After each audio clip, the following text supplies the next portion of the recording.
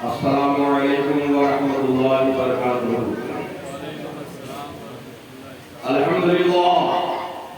الحمدللہ رب العالمین والعاقبۃ للمتقین والصلاة والسلام علی سید المرسلین۔ اعوذ باللہ من الشیطان الرجیم، بسم اللہ الرحمن الرحیم۔ لقد كان لكم في رسول الله أسوة حسنة، وقال النبي صلى الله عليه وسلم النكاح نصف الإيمان، صدق الله العلي العظيم وبلغنا رسوله النبي الأمين الكريم، ونحن على ذلك لمن الشاهدين والشاكرين، والحمد لله رب العالمين۔ آئیے ہمارا سبھی حضرات، سب سے پہلے اللہ کے پیارے حبیب، دونوں جہاں کے طبیب، مکہ کے سرکار، مدینے کے تاجدار، ہم گنہگاروں کے خریدار، کائنات کے مسیحا، آمنہ کے لال، جناب محمد رسول اللہ صلی اللہ علیہ وسلم کی بارگاہ رحمت میں سارا مجمع یہاں سے لے کر وہاں تک درود پاک کا ہدیہ نشاور کرنے کبھی اللہم صلی علی سیدنا و سیدنا و شفیعنا و قریبنا و نبینا و معوانا و ملیانا و مولانا محمد مالک صلو علیہ الصلاۃ والسلام علیکہ یا رسول اللہ۔ حضرات، اسٹیج پر ہمارے اہل سنت والجماعت کے عظیم خطبہ نما شعراء جلوہ فروز ہے، یہ سب اہل سنت کے سپاہی ہے۔ یہاں جو ذرہ جہاں ہے وہیں پر آفتاب و مہتاب ہے۔ بس میں آپ کے روبرو ہوا ہوں، کچھ دیر کے لیے سب کو موقع ملنا چاہیے۔ ایک مرتبہ بابا سے بولا درود پاک پڑھیں، اللہم صلی علی سیدنا و سیدنا و شفیعنا و قریبنا و نبینا و معوانا و ملیانا و مولانا محمد الباری صلو علیہ الصلاۃ والسلام علیکہ یا رسول اللہ۔ اسی پہ مہربان رب غفور ہوتا ہے، اسی پہ مہربان رب غفور ہوتا ہے، جس کے دل میں عشق حضور ہوتا ہے، جس کے سینے میں عشق حضور ہوتا ہے، کچھ ہو یا نہ ہو اتنا ضرور ہوتا ہے، درود پاک پڑھنے سے چہرے پہ نور ہوتا ہے۔ کچھ ہو یا نہ ہو اتنا ضرور ہوتا ہے، درود پاک پڑھنے سے چہرے پہ نور ہو رہا ہے۔ مصطفیٰ کی بارگاہ میں درود شریف پڑھنا بھی عبادت ہے اور پروردگار کی سنت ہے، ملائکہ کی سنت ہے۔ دوستو، اس شعر کے ساتھ میں اپنی گفتگو کا آغاز کر رہا ہوں کہ ذرے بھی بن کے تارے اب جگمگا رہے ہیں، ذرے بھی بن کے تارے اب جگمگا رہے ہیں، آغوش آمنہ میں سرکار تشریف لائے۔ اور سرکار انبیاء کا یہ معجزہ تو دیکھو، سرکار انبیاء کا یہ معجزہ تو دیکھو، مٹھی میں کنکروں سے کلمہ پڑھا رہے ہیں۔ ذرا ہم اور آپ نیکی کمانے آئے ہیں، ثواب کمانے آئے ہیں، ذرا نبی کے نام پر بول دیجئے یا رسول اللہ۔ سامنے والے ہمارے بھائی بول رہے ہیں، پیچھے والے بھائی آگے والے سے کم چلا رہے ہیں۔ آپ بھی بیٹھیے، آپ بھی بولیے۔ دوستو، ہم اور آپ اس نبی کا جشن میلاد منا رہے ہیں۔ میرا نبی زندہ ہے تو نبی کا اسلام زندہ نہ رہے گا۔ ہم اور آپ زندہ ہیں تو بول کر کے زندگی کا ثبوت پیش کیجئے۔ اس لیے تو اچھے رضا، پیارے رضا، میٹھے رضا، ہم سب کے رضا فرماتے ہیں تو زندہ ہے واللہ، تو زندہ ہے واللہ۔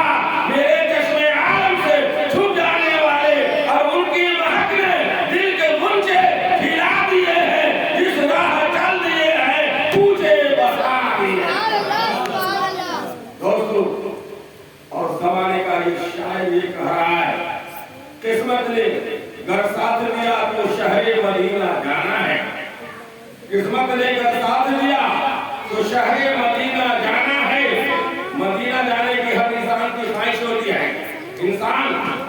کام کرنے کا ارادہ کر لیتا ہے تو ثواب کا حقدار ہو جایا کرتا ہے۔ قسمت نے اگر ساتھ دیا تو شہر مدینہ جانا ہے، گنبد خضرا کے جلووں سے شیشہ دل چمکانا ہے، اور گونجا ہے پروانہ ہے کلیوں کا مسکرانا ہے، گونجا ہے پروانہ ہے کلیوں کا مسکرانا ہے، رسول پاک کی الفت میں ہر سنی مستانہ ہے۔ اور قبر میں جب پوچھیں گے فرشتے تو کہہ دیں گے سرکار، قبر میں جب پوچھیں گے فرشتے تو کہہ دیں گے سرکار میں، ارے سونے دو آرام سے اس کو، یہ تو میرا دیوانہ ہے، یہ تو میرا دیوانہ ہے۔ ذرا مچل کر کے نبی کے نام پر دونوں ہاتھوں کو ہوا میں لہرا کر بول دیے یا رسول اللہ، ذرا طرف کر بولیے یا حبیب اللہ، یا رسول اللہ، یا رسول اللہ کے نعرہ سے جس کو پیار ہے، یا رسول اللہ کے نعرہ سے جس کو پیار ہے، اس نعرہ لگانے والے کا بیڑا پار۔ حضرات، آج ہم بزم مصطفیٰ میں بیٹھ کر نعت مصطفیٰ دین کی باتوں کو سن کر اپنے مصطفیٰ سے محبت کا اظہار کر رہے ہیں، نبی سے محبت کا اظہار کر رہے ہیں۔ آج ہم لوگ آج اس قیمتی رات کو یاد الہی میں گزار رہے ہیں، یاد مصطفیٰ میں گزار رہے ہیں، ذکر مصطفیٰ میں گزار رہے ہیں۔ دوستو، رات گزارنے والے کئی طرح کے لوگ ہوا کرتے ہیں، کوئی رات گزارنے والا ٹی وی دیکھ کر رات گزارتا ہے، کوئی رات گزارنے والا موبائل دیکھ کر رات گزارتا ہے، کوئی رات گزارنے والا روڈ پر ٹہل کر رات گزارتا ہے، کوئی رات گزارنے والا سڑک پر بیٹھ کر روڈ گزارتا ہے۔ دنیا میں جتنے بھی رات گزارنے والے رات گزارا کرتے ہیں وہ اپنے نصیب کے لیے گزارا کرتے ہیں، مگر ہم غلام مصطفیٰ نبی کی محفل میں بیٹھ کر رات گزار رہے ہیں تو اپنے نصیب کے لیے نہیں بلکہ خدا کے حبیب کے لیے، خدا کے حبیب کے لیے۔ زمانے کا شاعر کہتا ہے جو یاد مصطفیٰ سے دل کو بہلایا نہیں کرتے، جو یاد مصطفیٰ سے دل کو بہلایا نہیں کرتے، حقیقت میں وہ لطف زندگی پایا نہیں۔ حضرات، آج ہم اور آپ پیارے نبی کی پیاری محفل میں بیٹھے ہوئے ہیں، نبی کا ذکر سننا یہ بھی ایک عبادت ہے، نبی کا تذکرہ کرنا یہ بھی عبادت ہے۔ دوستو، سرکار ارشاد فرماتے ہیں ذکر الانبیاء عبادت و ذکر الاولیاء کفارہ۔ اے لوگوں سنو، جہاں پر نبی کی یادیں منائی جاتی ہیں سمجھو وہاں تمہاری عبادت ہو رہی ہے، اور جہاں پر ولیوں کا تذکرہ کیا جاتا ہے سمجھو تمہارے گناہوں کی مغفرت ہو رہی ہے۔ ادھر دھیان دیجیے۔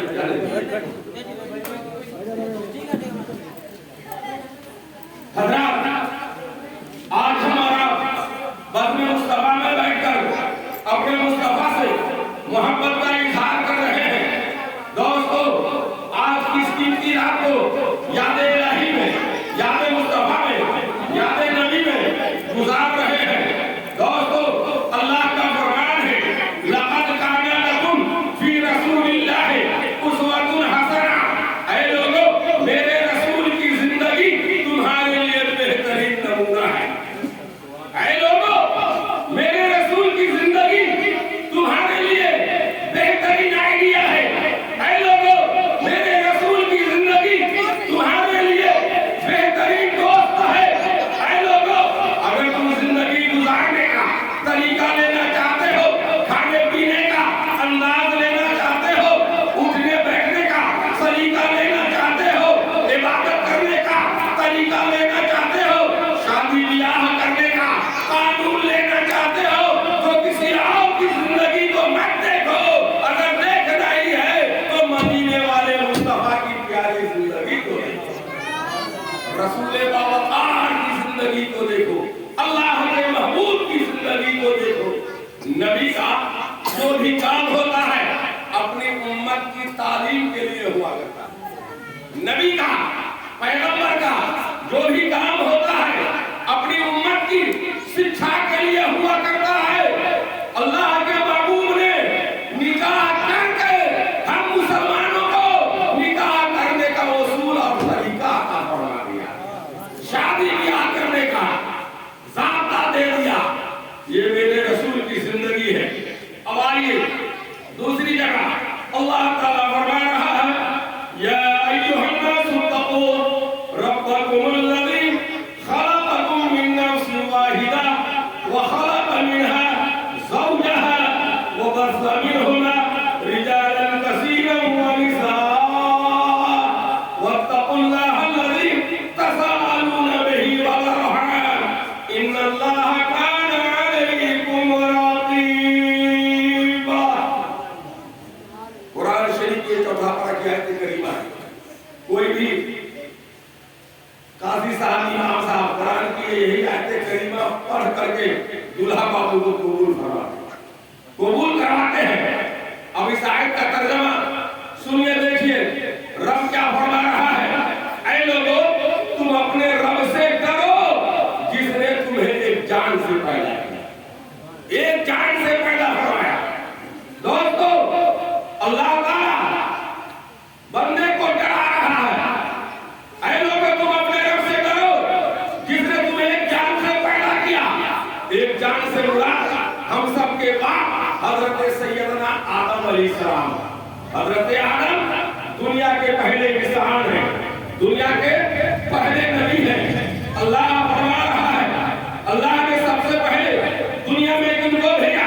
حضرت آدم کو پیدا فرمایا، بنایا، اور حضرت آدم کی باری پسلی سے ان کی بیوی حضرت حوا رضی اللہ تعالیٰ عنہا کو پیدا فرمایا۔ اللہ فرما رہا ہے کہ اے لوگوں، تم اپنے رب سے ڈرو جس نے تمہیں ایک جان سے پیدا کیا۔ رب فرما رہا ہے، رب کا اعلان ہے۔ توجہ فرمائیں گے حضرات، توجہ فرمائیں۔ رب کا اعلان دیکھیے۔ آج سائنس دان کیا کہتا ہے حضرات کہ انسان کے ملاپ سے، ماں باپ کے ملاپ سے، مرد و عورت کے ملاپ سے انسان کا وجود ہوتا ہے، انسان دنیا میں جنم لیتا ہے۔ یہ کون کہہ رہا ہے؟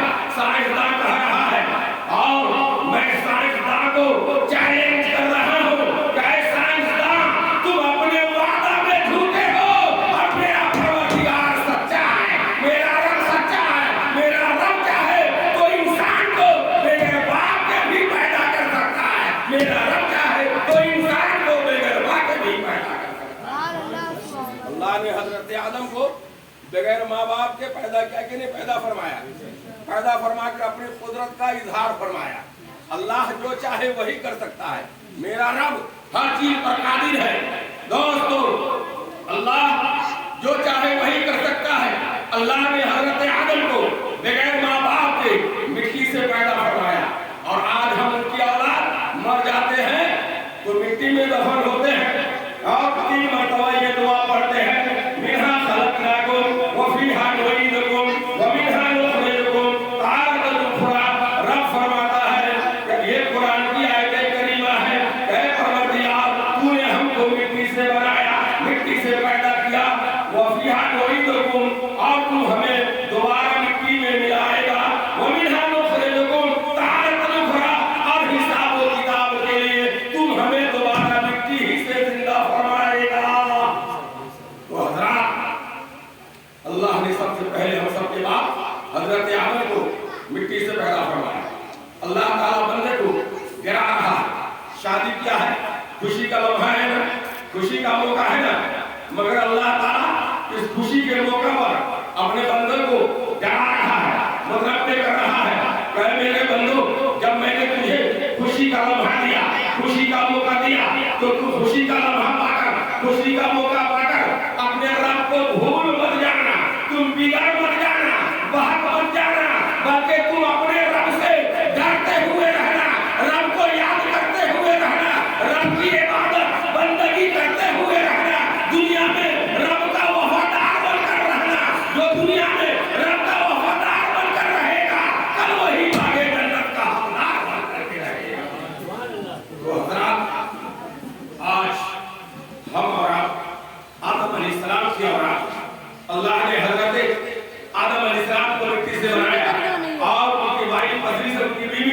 حضرت حوا کو پیدا فرمایا اور ان دونوں کے ازدواج زندگی سے ان کی آل و اولاد کو پیدا فرمایا. بہت سارے مردوں عورتوں کو پیدا فرمایا.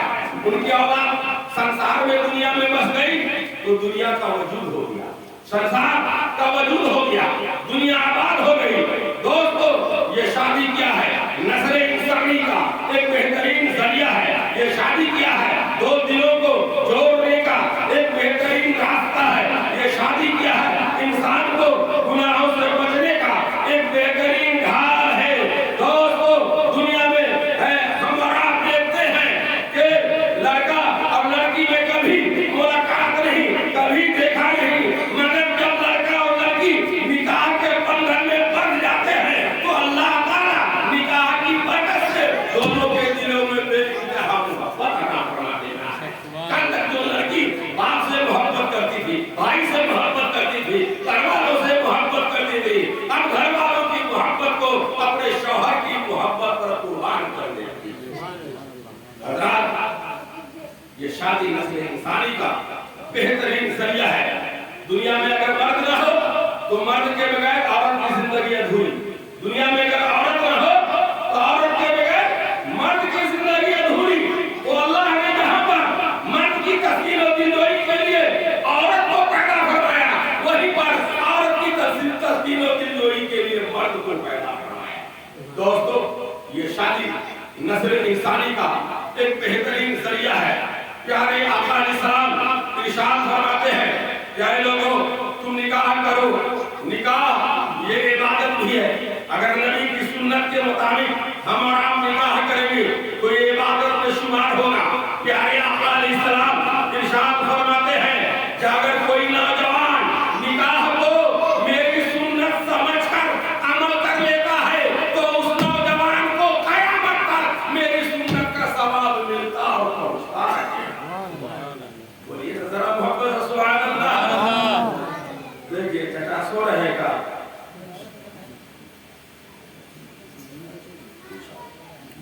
حضرات علماء کی کثرت ہے, لہذا انہیں چند باتوں کی طرف چند باتوں سے میں اپنی گفتگو کو ختم کر رہا ہوں. اللہ کے نبی نے فرمایا کہ اے لوگوں نکاح کرو تو چار چیزوں کو دیکھ لیا کرو. کیا چیزوں کو؟ چار چیزوں کو. کیا کیا دیکھنا ہے؟ لڑکا اور لڑکی کی مالداری کو بھی دیکھنا ہے. دوسری چیز کیا ہے؟ حسب نسب, لڑکا اور لڑکی کی حسب نسب کو بھی دیکھنا ہے. تیسری چیز کیا ہے؟ کہو برابری, حسن, خوبصورتی, اس کو بھی دیکھنا ہے. چوتھی چیز کیا ہے؟ دینداری, پرہیزگاری, ان کو بھی دیکھنا ہے. پیارے آقا علیہ السلام ارشاد فرماتے ہیں کہ اے لوگوں تم چار چیزوں کو دیکھ لیا کرو. ان چاروں میں تم سب سے پہلے لڑکا اور لڑکی کی دینداری کو, پرہیزگاری کو پہلے دیکھو. کیوں؟